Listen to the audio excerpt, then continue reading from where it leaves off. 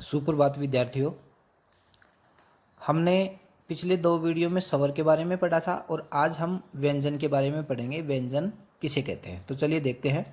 जिन वर्णों का उच्चारण स्वतंत्र रूप से नहीं हो सकता अर्थात इनके उच्चारण में स्वरों की सहायता ली जाती है, उन्हें व्यंजन कहते हैं। जैसे ए, आ, ई, उ, ए, ऐ, ओ, औ, अं, ऐ। तो ये क्या है? स्वर है और स्वरों की सहायता से ही व्यंजन लिखे जाते हैं, बोले जाते हैं। व्यंजनों के उच्चारण में वायु का प्रवाह रुककर अथवा घर्षण के साथ होता है। व्यंजनों का उच्चारण कैसे होता है? वायु का प्रवाह है। व्यंजनों के उच्चारण में वायु का प्रवाह रुक जाता है थोड़ा सा और घर्षण के साथ होता है। जबकि स्वरों में क्या होता है? स्वर बिना प्रवाह के ही वो सीधे ही निकल जाते हैं, हवा सीधे निकल जाती है। व्यंजनों का उच्चारण सदा स्वर की सहायता से होता है। जैसे ये क है, तो इस क में क ये आधा है और आधा इसमें क्या मिला हुआ? ए। तो इसमें ये क बन गया। ये प है और इसमें ए बन गया, तो ये प हो गया। अब ये प है बिना ए, ये ए भी स्वर है, ए भी स्वर है, तो ये क्या हुआ? इन क में प में स्वर है। तो वर्णमाला का कोई भी शब्द क, ख, ग, घ, ढ, च, छ, ज, झ, क, च, ट, त, प, वर्ग जो भी है वो बिना स्वरों की सहायता से नहीं बोले जा सकते, बिना स्वरों की सहायता से नहीं लिखे जा सकते। तो जिन वर्णों का उच्चारण हम स्वतंत्र रूप से नहीं कर सकते उनके उच्चारण में किसकी सहायता ली जाती है? स्वरों की सहायता ली जाती है। उन्हें क्या कहते हैं? व्यंजन कहते हैं। अब व्यंजनों के भेद क्या हैं?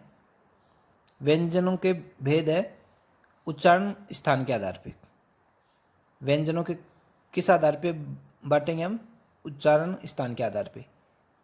स्पर्श, अंतस्थ, उष्म, आगत, संयुक्त, ये 5 प्रकार के हैं। अब स्पर्श व्यंजन किसे कहते हैं? अंतस्थ व्यंजन किसे कहते हैं? उष्म व्यंजन किसे कहते हैं? आगत किसे कहते हैं? संयुक्त किसे कहते हैं? ये हम आगे देखेंगे। तो चलिए देखते हैं स्पर्श व्यंजन किसे कहते हैं। जिन व्यंजनों के उच्चारण में जीभ मुंह के विभिन्न स्थानों पर स्पर्श करती है उन्हें स्पर्श व्यंजन कहा जाता है। इनके उच्चारण में जीभ, कंठ, तालु, मूर्धा, दांत, ओष्ठ स्थानों का स्पर्श करती हैं। तो अब ये देखिए, ये क वर्ग है, च वर्ग है, ट वर्ग है, त वर्ग है, प वर्ग है। इनमें ये अक्षर हैं, ये कहीं ना कहीं जीभ के, कंठ के, तालु के, मूर्धा के, दांत के, होस्ट के स्थानों को स्पर्श करते हैं जब इनको बोलते हैं। क, ख, ग, घ, ड़, च, छ, ज, झ, य, ट, ठ, ड, ढ, न, ड, त, थ, द, ध, न, प, फ, ब, भ, म। तो इनका क्या है? ये क, ख, ग, घ, ड़ कहाँ से बोले जाते हैं? कंठ से। क, ख, ग, घ, ड़ ये कंठ से बोले जाते हैं, तो इनका क्या नाम होगा? कंठ है।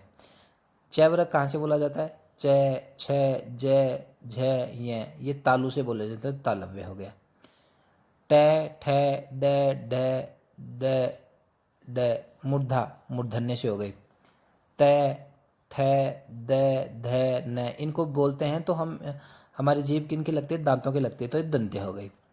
प, फ, ब, भ, म, तो ये ओष्ठों के आधार पे बोले जाते हैं, तो इन्हें ओष्ठ्य कहा गया है। तो ये वर्ग है, 5 वर्ग है। इन्हें कंठे, तालव्य, मूर्धन्य, दंत्य, ओष्ठ्य में वर्गीकृत किया गया है।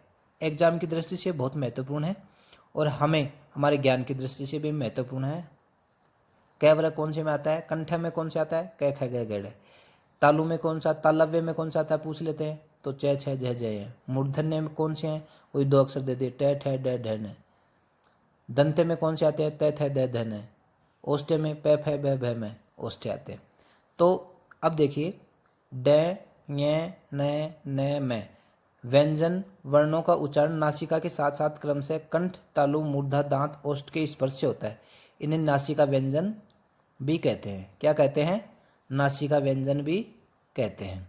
व्यंजनों का उच्चारण नासिका के साथ यानी नाक के साथ साथ कंठ से भी, तालु से भी, मूर्धा, दंत, ओष्ठ के स्पर्श से होता है। इन्हें नासिका व्यंजन कहते हैं। किनको? ड, य, न, न, म।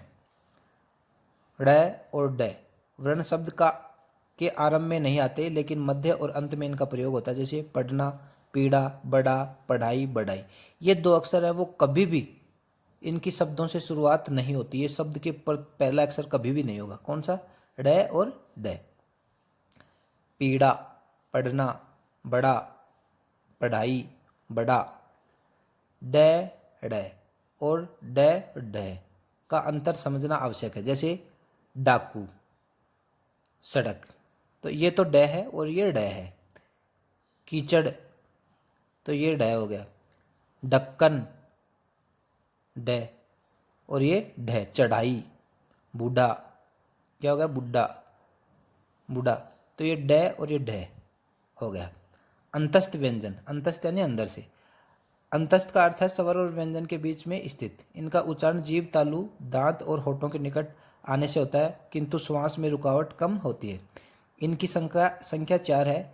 ये रेलव है। एक तो अंतस्थ और एक उसम है। तो अंतस्थ और उसम दोनों एग्जाम की दृष्टि से भी महत्वपूर्ण पूछे जाते हैं। अंतस्थ व्यंजन कौन से हैं? ये, रे, ल, व। फिर उसम व्यंजन कौन से हैं? उनका उच्चारण रगड़ या घर्षण से उत्पन्न वायु से होता है। रगड़ खाने से उष्मा, गर्मी पैदा होती है। इनकी संख्या 4 होती है। श, स, है। स के उच्चारण में जीभ तालु को और स के उच्चारण में दांतों की जड़ को छूती है। स, श और स, ये दांतों को छूती है। तो सॉरी विद्यार्थियों, लाइट चली गई है। आज हम इतना ही करेंगे। नमस्कार।